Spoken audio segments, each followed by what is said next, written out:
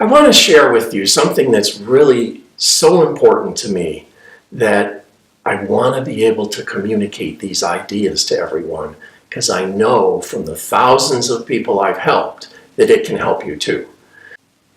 The concept of bipolar disorder has been around for a long time, and we all kind of have a feel for what that means. I kind of want to put it into a quick perspective for you. When we are in a crisis, it means the intensity of our mania or the intensity of our depression is so strong that we are inundated by it, overwhelmed, and can't function. We either act in ways that destroy our relationships and our lives, or a lot of us are even committing suicide from it. So crisis is an incredibly important thing for us to talk about. But we don't usually live in a crisis state. We usually live in a state that we would call managed. We're using tools, things like medicine and therapy and nutrition and exercise and all kinds of tools that we use to keep the intensity from getting stronger. So whether we're manic or depressed, we're using some tools to try to narrow that range. And most of us, we still having the manias and depressions, but they're not as strong as to cause crisis. I call that the managed stage. And then the goal of treatment is to get to a stage called remission, or some people call that recovery, where we're not having the manias and we're not having the depressions. Well, unfortunately, the studies have all shown that remission is not permanent.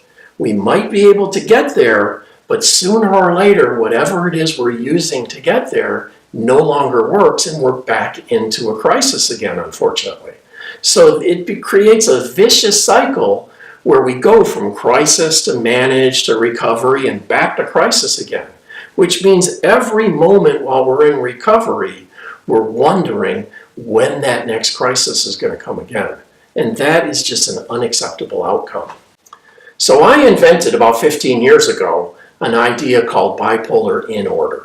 And what that says is, could we learn how to function during these states so that we're not having a crisis the next time it comes back? We might still want to use the tools to lower the intensity, but we're also working on, can we learn how to function during it? And that creates three new phases.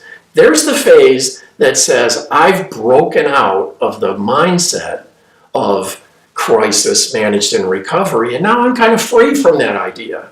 I still am going through these periods, but now I'm believing in the possibility that I no longer have to go through crisis. And that's what leads to the next step, which I call stability.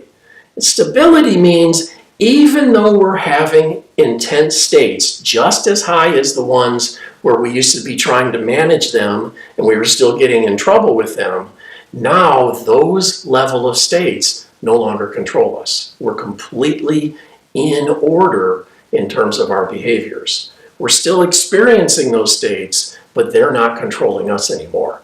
And then eventually, we've had hundreds of people get to a stage that I call self-mastery. They found themselves in their deepest depression they've ever been in, and they remember a time when that depression debilitated them.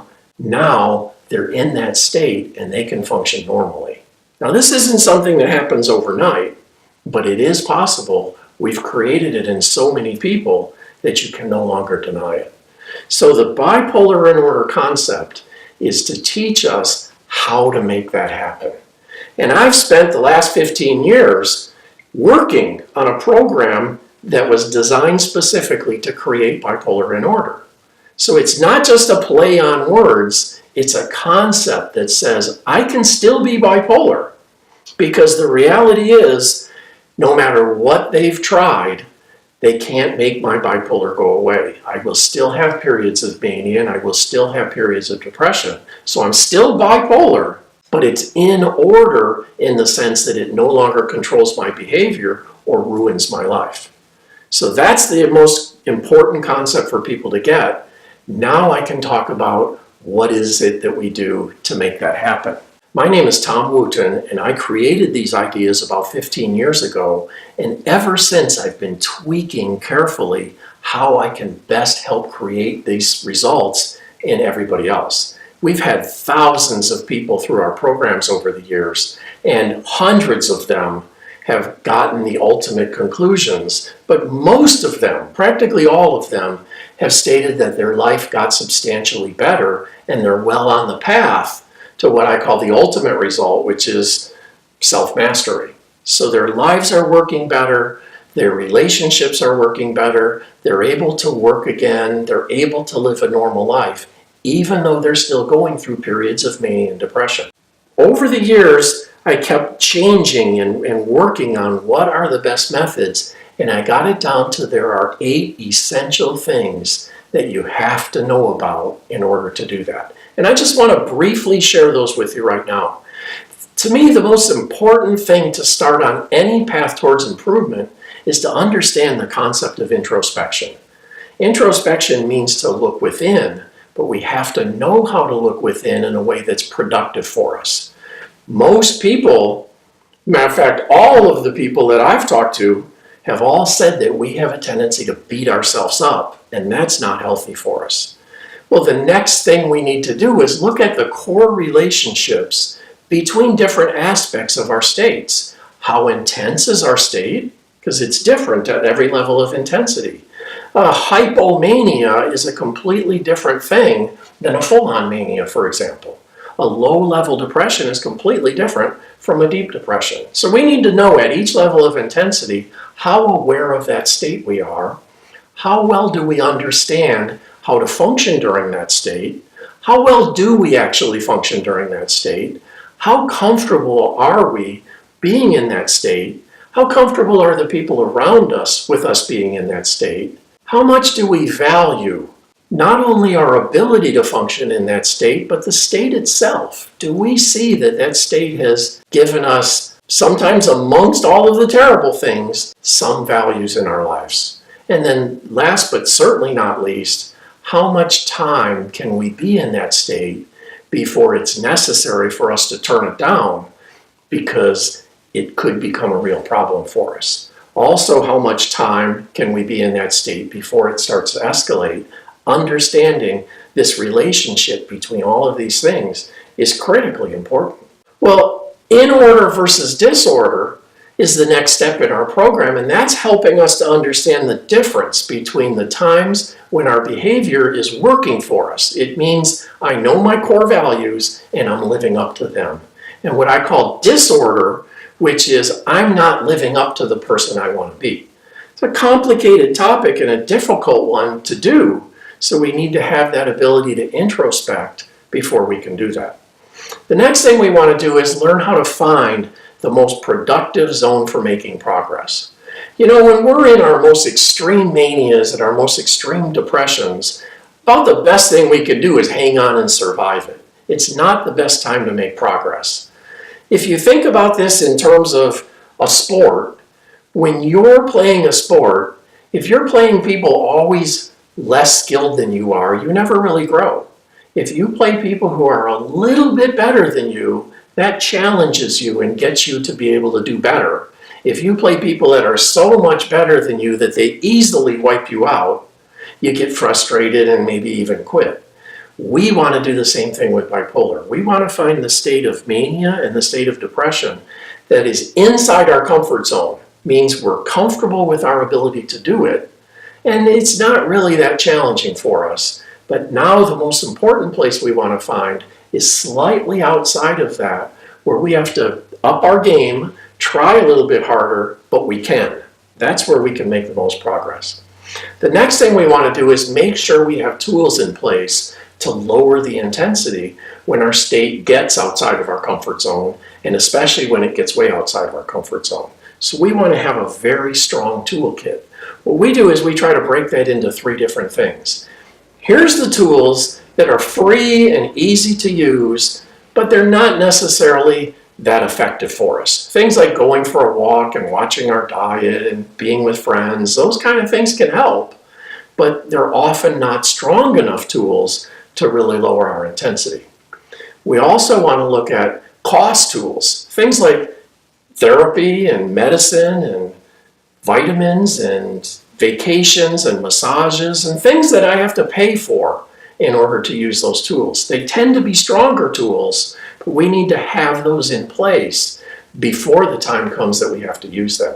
And then the last set of tools is the extreme tools. The need for hospitalizations, the need for a vacation, the need for a major change in our life, because if I don't do it, it's going to be a crisis. So that's a really important topic to get together.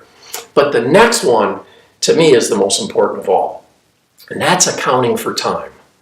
I mentioned that earlier when we talked about the core concepts, but we need to change the way we look at time. You know, in the DSM, it talks about if you're manic or depressed for some period of time, it means we can diagnose you. But that's about as far as they go. What we want to do is we want to say, if I could learn how to recognize my state earlier, it would buy me some more time before I get in trouble.